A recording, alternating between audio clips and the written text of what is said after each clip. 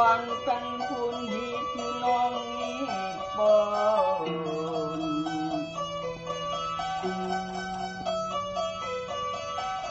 sejatine nanging ora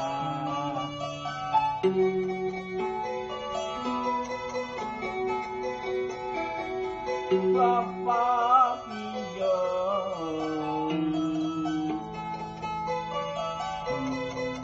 Bapak biyong kinarya lantaranipun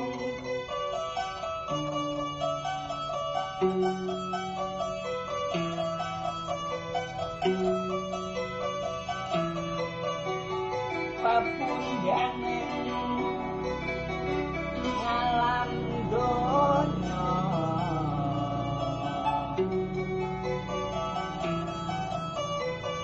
sampai mati pun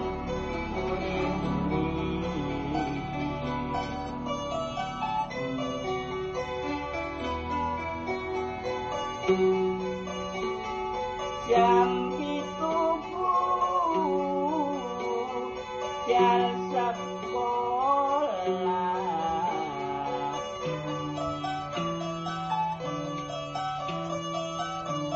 kaya ngene rasane wong dadi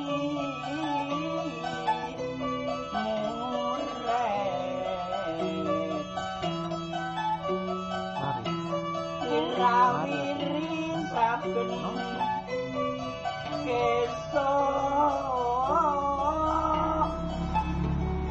rasane upaya tapi entaran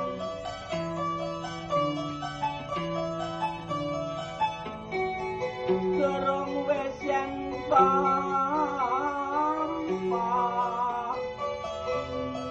korso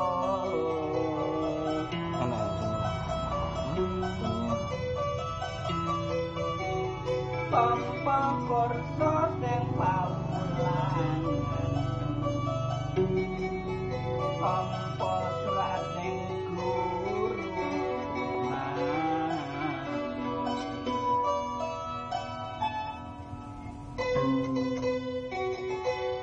Malih Pak lagi ya. Kula rada pelo tak niki lagi kaya biyen. Nggih. Mantuk tipu lan iki